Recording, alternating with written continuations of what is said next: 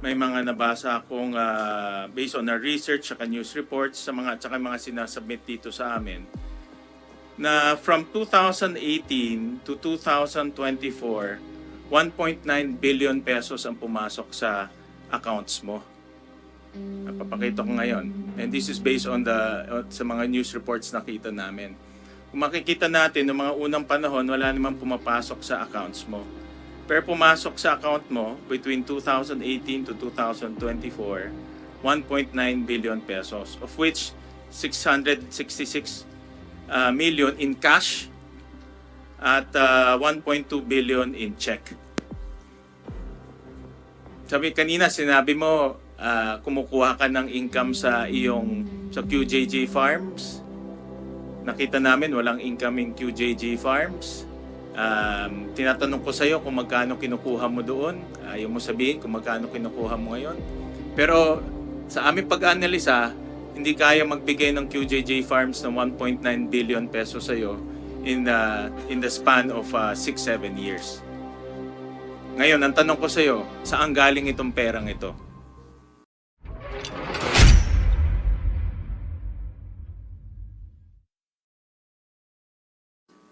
Thank you, Madam Chairperson. I'll take off where Senator Villanueva and Senator Ercito ended.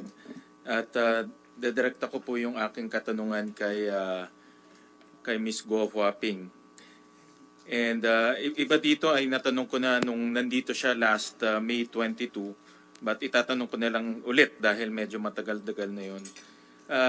Humingi kami ng iyong tax returns during that time at nag-submit ka ng dalawang tax returns for 2022-2023. Ito ay noong mayor ka, no? Kaya talagang automatic ang gobyerno magdededuct sa sweldo ng isang salaried civil servant.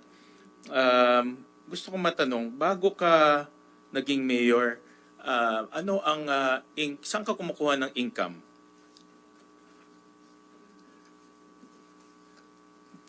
Anong source ng income Sa mo? business po. Sa business. Anong business yun? Piggery po. Piggery. Which particular company? Kasi marami kayong kumpanya eh. Diba? Tinignan ko may more than a dozen companies ang inyong kumpanya. So saan ka kumukuha ng income? Sa mismong piggery business po. Which is? Ano mo dineclare natin? Ano yung kumpanya na yun? QJJ Farm po. QJJ Farm. So dito ka kumukuha ng income. Opo. In the form of anong klaseng income? Anong klaseng income ang binibigay sa iyo ng QJJ Farm? Ako po yung nagmamanage po nung business po. So may sweldo ka doon? Opo, ako na po yung nagmamanage po talaga. Oo nga, pag nagmamanage ka, may sweldo ka. Opo. Tama? Opo. Magkano ang sweldo mo? Hindi po sweldo na salary po. Sa akin na po yung business po. What do you mean? Linawin mo yung sagot mo, Ms. Go. Kumukuha ka nagmamanage ka ng QJJ Farm? Diba? This is your family business. Meron ka bang sweldo na nakukuha sa kanya? Hindi po siya exactly sweldo po kasi parang sa akin na po siya, ganun. So, anong klase? May dividendo ka ba nakukuha sa kanya? Sa business, sa business po, doon na po kumukuha ng pang expenses ko rin po. Magkano ang kinukuha mo every month? Wala po siyang more or less lang. Bigyan mo lang kami ng ballpark figure. Wala naman pong more or less po. Pagka may kailangan po. For example lang, in the last, bago ka naging mayor, no? The last 12 months bago ka maging mayor, magkano kinukuha mo? On the average lang. More or less lang, bigyan mo lang kami ng idea. Opo, Kasi ikaw nagmamanage yan, ikaw may-ari nun. Di ba? So, kaya mong diktahan kung magkano pumupunta sa'yo, whether through income or through dividend. So, magkano nakukuha mo? Wala po ako may bigay po na exact po. Basta pag kailangan po, kumukuha po ako dun. May 50,000, 100,000, more or less lang. Hindi ko po sure sa Pero kumukuha amount. ka doon. Opo. Okay. Nung kinukuha mo yung binabalik mo? O sa'yo na yon? Sa akin na po. Sa'yo na yun. So Opo. parang income mo na rin yun. Opo. Galing sa kumpanya. Opo. At rini-record mo yan sa libro?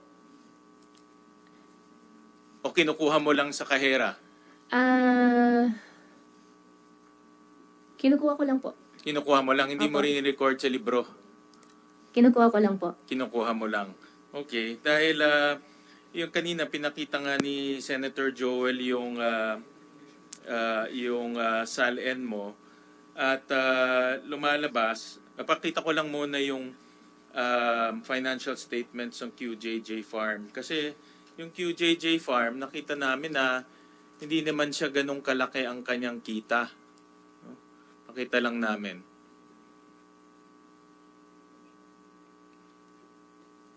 Yan. So, in 20... Yan, medyo mabagal ang internet. In 2022, negative 954. In 2021, 81,000 yung kanyang net income. So, yan yung kanyang kita, no? Sa QJJ Farm na sinabi mo yan ang main income source mo. Pero ang iyong SALN, ang net worth mo is 177 million. So, inaano namin pinag-aaralan namin saan galing yung income stream mo. No? Dahil meron kang net worth of 177 million, pero ang QJJ Farm ay at the very least maliit lang yung kanyang kita. Kita lang namin Hindi. Ito.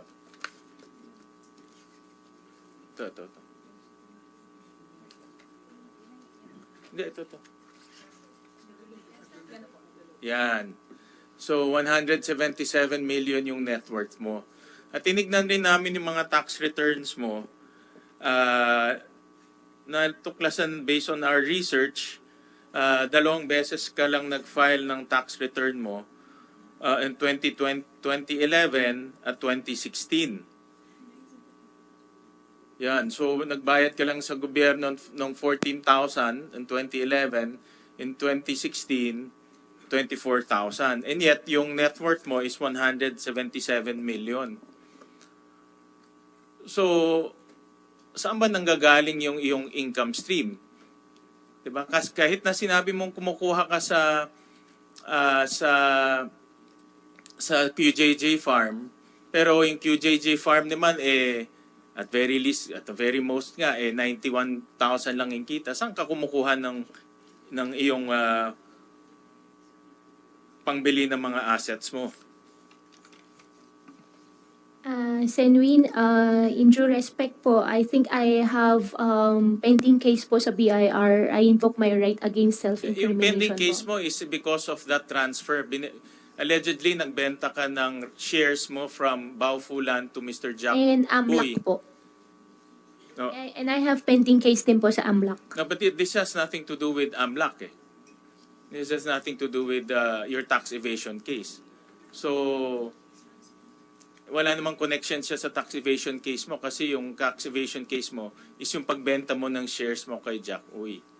Opo, pero sa dami po na cases po nakafile po sa akin, nag-worry din po ako lahat na isasagot ko po dito may use against me po.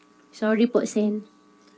Sen. Sherwin, before you Yeah, go continue, ahead, ma'am. para sa kaalaman lamang ng lahat, pumayag si Senate President na mag-session tayo by 3:20. So hard stop na po natin before then.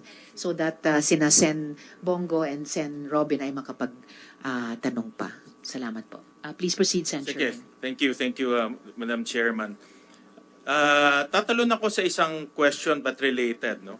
At natanong ko na rin to last time kasi hindi ko pa rin ma-figure out kung paano natayo yung Pogo Hub sa Banban. Dahil kinos out namin yung Pogo Hub sa Banban, lumalabas na at the very least is about 6.1 billion pesos. Papakita namin.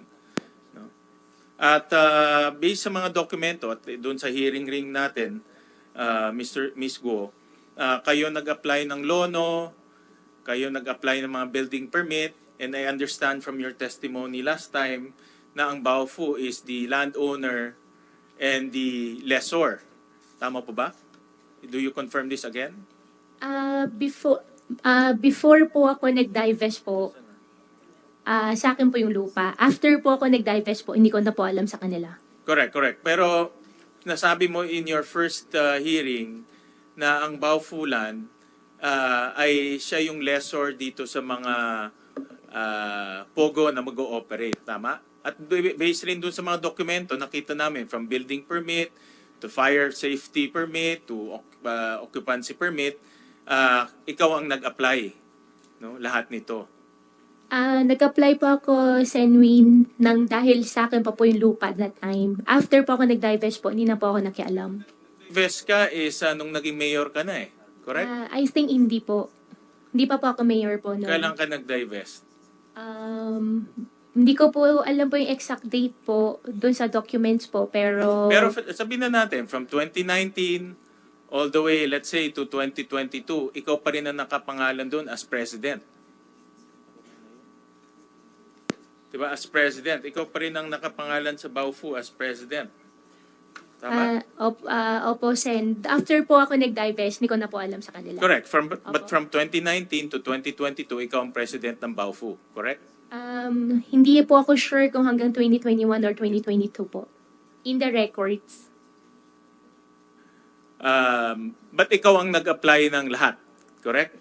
Ng building permit, ng LONO, ng fire safety permit, lahat ng permit for Baofu until nag-divest ka, correct? Isa po ako tumulong. Okay. But yung pangalan mo nandoon eh. No? Isa po. That's the record. Ngayon, ang tanong ko sa iyo is, since kayo nag-apply ng mga permit, sino yung contractor nitong corporation na ito? At sino yung mga ginamit yung mga... Tinanong ko na ito, but tatanungin ko ulit, no? Para ma-recall natin lahat. Sino yung contractor? Sino yung mga nag-supply ng labor?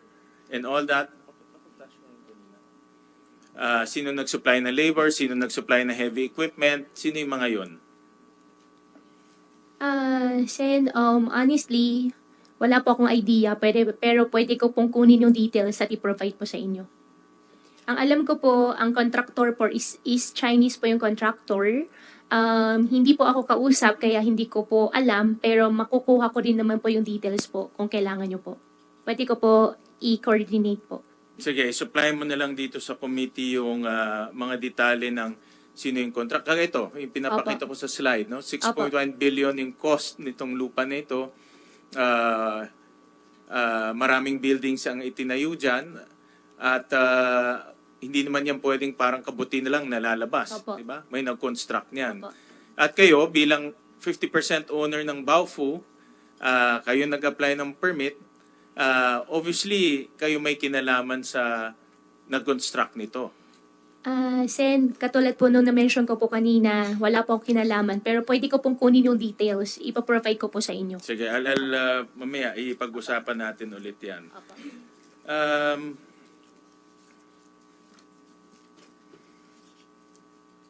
Sino ang nag-finance nitong pakibalik nga yung ano. Sino nag-finance nitong Pogo sa Bamban?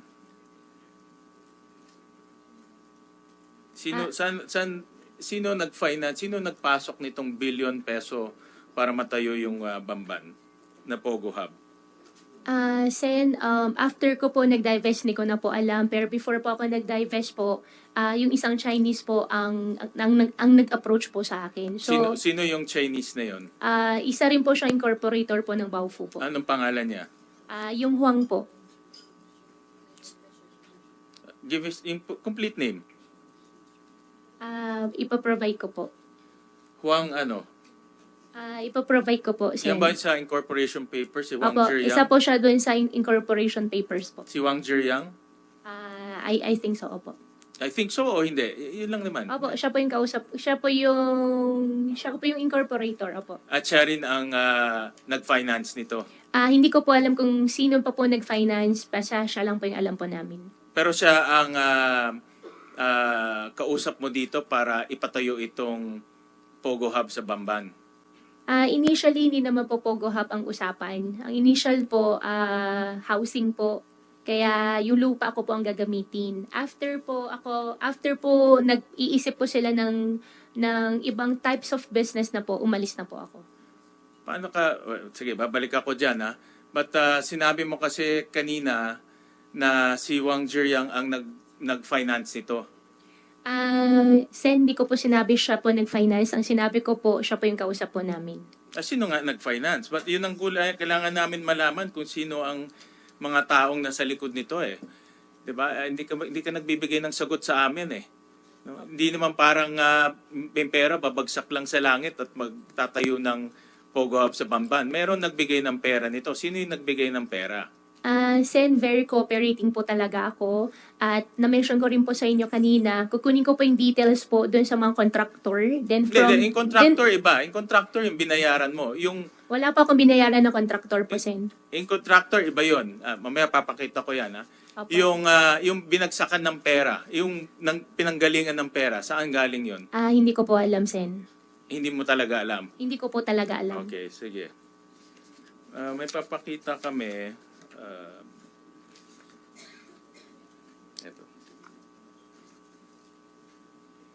Kasi based sa mga news reports, may mga nabasa akong news reports, may mga nabasa akong based on our research at news reports sa tsaka mga sinasubmit dito sa amin na from 2018 to 2024, 1.9 billion pesos ang pumasok sa accounts mo.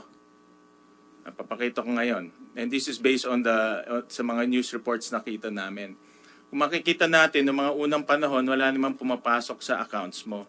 Pero pumasok sa account mo between 2018 to 2024, 1.9 billion pesos, of which 666 million in cash at 1.2 billion in check. Sinabi mo, kumukuha ka ng income sa QJJ Farms.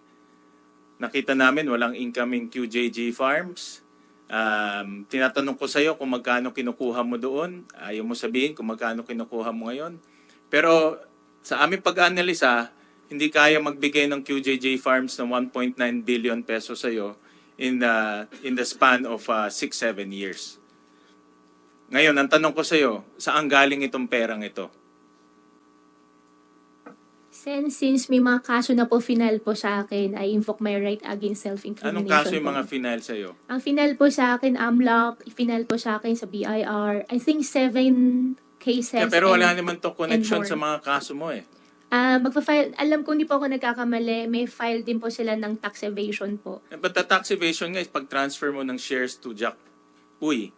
No, ito, iba naman to eh. Wala namang connection to sa tax evasion. So, ang tanong ko sa iyo, saan galing itong perang to? Since may AMLOC na po na file po, I refuse to answer po. Sorry po talaga. Isa pa, kanina pinakita namin yung QJJ Farms ay maliit lang yung kita niya. Pero natuklasan din namin, again, sa mga news reports to, sa mga news reports, sa mga research namin, na between 2018 to 2024, 3 billion ang pumasok sa QJJ Farms, of which 1.2 billion in cash at 1.7 billion in check. At ito, pag i-add ko yung kaninang sinabi ko, tsaka ito, almost 5 billion na. Malapit na ito doon sa halagang ginamit sa pagpapatayo sa Bamban Pogo Hub. Pag titignan mo rin yung timing, 2017, 2018, 2019, lahat to eksakto kung kailan pinatayo yung Bamban Pogo Hub. Ang QJJ Farm, sino ang presidente? Sen, I think regarding po dyan... but who's the president ng QJJ Farm? Sino ang president? Ako po yung president. Kayo ang president Opo. ng QJJ Farm, di ba? Opo. Kanina sabi mo, you also manage and control dahil nakakakuha ka ng pera doon. Opo. Definitely, alam mo rin, may pumapasok na pera doon. Sen, regarding naman po dyan, since may nakafile na po sa akin na case, I think sasagutin ko po siya sa korte. At regarding naman po, Sen, po, dun sa sinabi niyo po kanina sa akin na yung pera ay might be used in Pogo, check niyo rin po, wala pong Pogo related po na pera if ever po. At saka even po sa mga contractor po, wala pong any transactions po.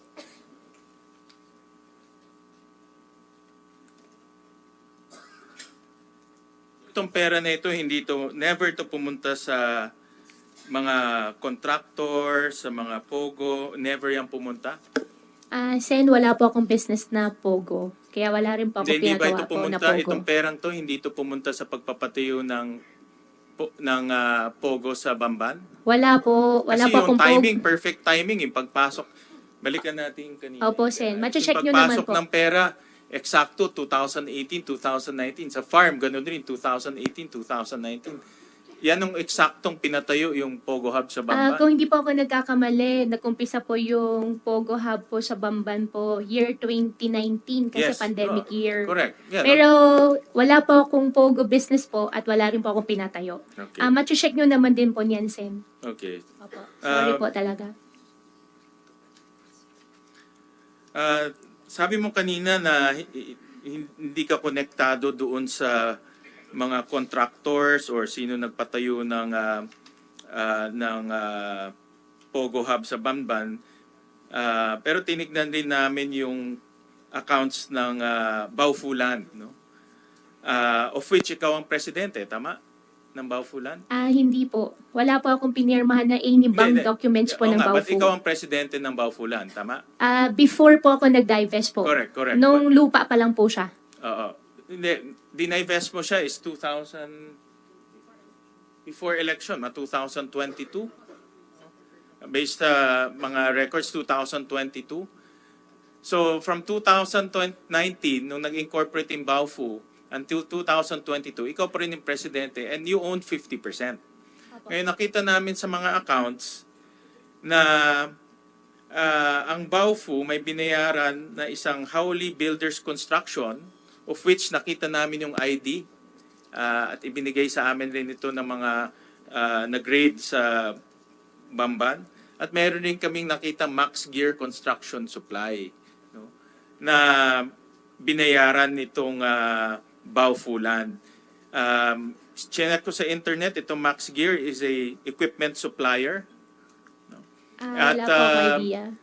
Equipment supplier siya. So, dito makikita natin na ang Baofu nagbayad sa contractor na Howley, nagbayad rin sa equipment supplier na Max Gear, of which ang Baofu, ikaw ang presidente at 50% owner.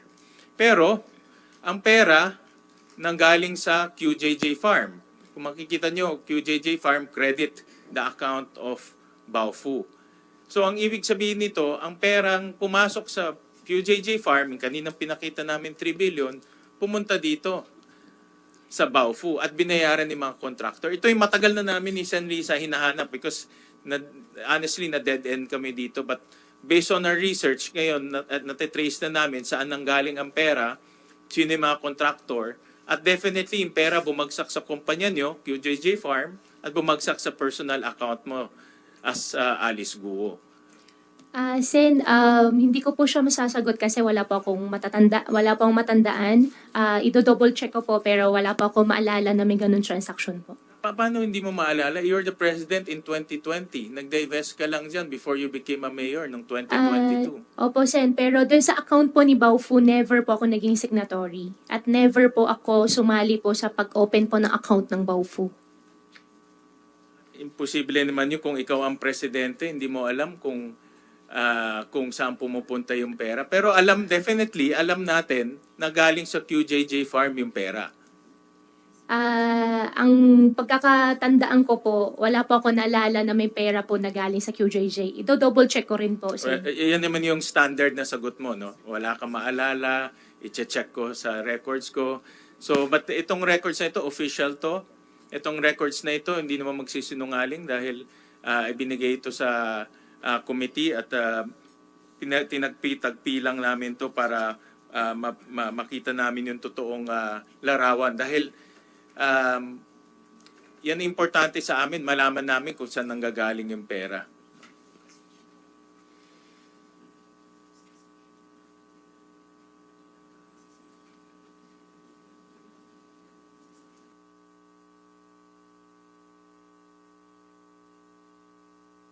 Madam Chair, I know that we are rushing against time, pero merong a few items na lang, no, with the permission of the good chairperson.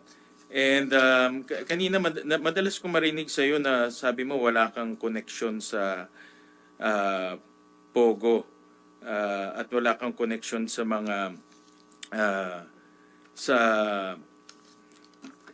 doon sa operation ng Pogo sa Bamban. Pero meron din kaming nakitang mga dokumento na nagbabayad sa Tarelco. No? And itong mga dokumento ito nakapangalan sa iyo. No? And in 2022, kita lang namin in 2022, yan. Mayor ka na nito noong 2022. December 29, 2022, nagbayad ka ng 28 million in cash to Tarelco. At ito ay nakapangalan sa iyo, yung kontador. In September 11, 2022, nagbayad ka rin ng 5.4 million in check. In 2023,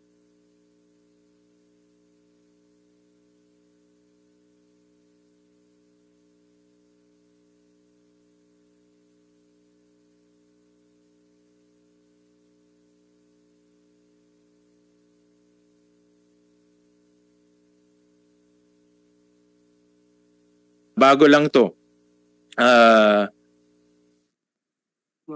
January 4, nagbayad ng 3.4 million in check, in cash. And in January of 2024, 5.3 million in check. Paki-flash lang in 2024. Is that the 2024? Okay. So mayor ka nito nung nagbayad ka ng Tarelco. At sinabi mo kanina wala kang connection sa Pogo, pero pag walang kuryente, walang Pogo. No, ganun kasimple lang 'yon. 'Di ba? Kung hindi mo yung binayaran ng kuryente, walang Pogo, walang mare-raid, walang human trafficking, walang torture, wala. Pero tuloy-tuloy ka nagbayad. Even nung mayor ka, nagbayad ka. Even this year, nagbayad ka. So alam mo na may nangyayari dyan. At we can also prove na yung amounts na binabayaran mo is equivalent to the size, yung laki ng Pogo Hub doon. No? Pero ito, makikita natin, mayor ka na nung nagbabayad ka. Kaya hindi lang to, narinig ko, sinabi mo last time, nakapangalan lang sa'yo. Hindi nakapangalan to sa'yo. Gumawa ka ng cheque, binayaran mo, nag-withdraw ka ng 28 million, binayaran mo. So hindi lang to simpleng nakapangalan at nagkaligtaan lang na i-transfer sa iba. Nasa pangalan mo pa rin itong kuryente ito. So, in other words, active participant ka dito sa Pogo Hub in Bamban. Sen, dahil po may nakafile po sa DOJ na human trafficking po, I refuse to answer the question po. Sorry po. Hindi mo sasagutin, but again, no, yung ebidensya, malakas na malakas, yung dokumento, malakas na malakas. Kahit hindi ka magsalita, it will speak for itself, sabi ng ating chairperson. Dahil madalas kong maririnig sa iyo, hindi ka active participant dyan. And lastly, Madam Chair, kaya pa ba ng... One last question, Mr. Chairman, because Sen Bongo is also going to question. Yes, one last point, Mr. Chair, because it's connected to this. No. Nakita rin namin sa aming mga research at dun sa mga dokumento, dahil alam nyo, actually, itong mga dokumento sa likod, Ms. Go, ito yung mga dokumentong pinapadala dito at binabasa namin lahat yan at tinatagpi-tagpi ho namin. Kaya hindi simpleng trabaho po yung ginagawa namin at ng komite. At nakita rin namin na ginamit mo rin yung mga kumpanya ninyo para bayaran diretso yung kuryente ng Pogo Hub sa Bamban gamit ang inyong mga korporasyon. So papakita namin dito, for example, in 2020, ang QJJ Farm nagbayad ng kuryente in different dates diretso sa Tarelco. In 2021, 2022, ang QJJ Farm rin, nagbayad in those amounts rin, iba-iba, no? May 1.3 million, 5 million, diretso to Terelco. In 2023, no, yung QC Genetics, nagbayad rin ng different amounts, no? 6 million, 2.6 million, diretso to Terelco. Sino ang presidente ng QC Genetics? Ms. Alice. Ako po. Kayo ang presidente ng QC Genetics. So in other words, nag-transfer ka ng pera kasi pumasok sa iyo yung 1.9 billion eh. Tinransfer mo sa QC Genetics at binayaran niya yung kuryente ng Pogo Hub sa Bamban. Wala pong pumasok na 1.9 billion, Your Honor. At for that question po, I invoke my right po. Gawa po meron na pong pending po ng human trafficking po na related din po dyan sa issue. Kaya hindi ko na po sasagutin po At dito. gusto ko rin i-point out, 2023, mayor ka na nito. No? Presidente ka ng QC Genetics, mayor ka na ng Banban, pero ginagamit mo yung kumpanya mo to bayaran yung Pogo Hub sa Bamban. At in QC Genetics, tinignan rin namin sa SALN mo, hindi naka-declare yung equity participation mo in QC Genetics. So ang punto ko dito, ang punto na gusto kong i-emphasize, Madam Chair, na may active participation ka. Nagbabayad ka ng kuryente. Yung kuryente, yan ang isa sa pinakamahalagang aspeto ng Pogo Hub. Dahil kung walang kuryente, hindi tatakbo lahat yan. Kaya yung statement mo na madalas mo marinig na wala kang participation, base sa dokumento, active participant ka at ginagamit mo pa yung family businesses ninyo para pondahan nitong Pogo Hub sa Bamban. No, yun po ang aking gustong i-emphasize, Madam Chair. Any comments to that? Ms. Go? Sen, dinideny ko po. Uulitin, yung doon pa rin ako nakastick doon sa statement ko po na hindi po ako involved dyan sa Pogo. In fact, ngayon nga po, kung di po ako nagkakamali, may forfeiture nga po ng property nga po nung Pogo, hindi rin po ako interested kasi hindi naman po talaga siya akin. Pero hindi ka naman pwedeng hindi mo naman choice yung kung interested ka o hindi. Ang dokumento lang nagsasabi dito na presidente ka ng QC Genetics, binayaran mo yung kuryente ng Pogo Hub sa Banban at meron kang control sa pagbabayad ng Pogo Hub sa Banban. For that po, since meron na pong human trafficking case po sa DOJ po, I refuse to answer po, Sen. Sorry po talaga. Sige, gusto ko lang Madam Chair, gusto ko lang naman ilagay yan sa records natin dahil ito yung mga dokumentong nakita ho namin to disprove para mapatunayan natin na si Guo Huaping ay hindi lang ordinaryong tao o ordinaryong personalidad dito sa Pogo Hub. Meron siyang active participation from start all the way nung naging mayor pa siya by paying Terelco in cash, paying Terelco in check using her own family businesses. Meron pa ho kaming actually mga ibang ebidensya but I will yield for now and I'm sure na meron pa naman tayong second hearing to this on this topic. So thank you very much, Madam Chairperson. Thank you very much, Sen. Sherwin. So now, you have the floor. Last 6 minutes ng ating hearing. If you could take 5 minutes sa first round natin and the chair will take the last minute. You have the floor, Sen. Bongo. Salamat, Madam Chair. Nandito tayo ngayon, no? Para malaman ng katotohanan, tandaan natin na ang katotohanan lang ang kakampi at poprotekta sa iyo, Miss Alice Guo. Huwag mo sayangin yung oportunidad na binigay sa iyo namin dito sa Senado. Just tell the truth. Yung totoo lamang po. Kasi dahil sa pagiging evasive mo noong mga nakaraan hanggang ngayon, kung ano-ano na pong mga insinuations, haka-haka, chismis at conspiracy theories ang kumakalat, marami na pong nadadamay na mga inosente, pati po si former President Duterte ay kinokonekta sa iyo. Ayoko na sana bigyan ng panahon ang mga chismis pero since nandito ka na, at cited in contempt ka na, ayaw mo rin naman sagutin ang mga tanong ng mga kasamahan ko rito, mabuti nang klaruhin mo ang iba't ibang mga aligasyon. Total, di naman ito connected sa mga kaso mo. I'm here not to defend former President Duterte, but to tell the truth, sa pagkakilala ko po sa kanya, knowing former President Duterte for the longest time when he was still the mayor of Davao, hindi talaga pumapayag ng illegal yon. Nung mayor siya, binalaan nga niya mismo yung parating naliling sa kanya na si Michael Yang sa Davao. Nagninegosyo yan doon, pumunta, early 2000 pa siguro.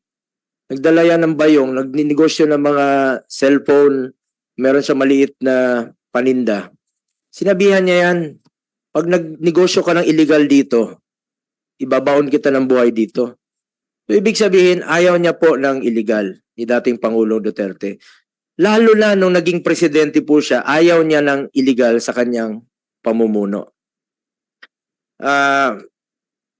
Ako rin po mismo ay saksi rito, no? At for the record po, lahat ng gumagamit ng pangalan niya o ng pamilya niya o ng malapit sa kanya, parati niyang sinasabi, consider it denied. Huwag kayong maniwala kasi marami talagang gumagamit ng pangalan nung panahon na nasa pamumuno pa siya. Marami pong mga name dropper na gumagamit ng pangalan. Huwag ko kayong maniwala. Pag ginagamit po ang pangalan, masama po ang intention niyan. At ako po ay mismo, noon pa, against po ako sa Pogo. Pag apektado na po ang peace and order. For the record, ayaw ko ta rin ng Pogo.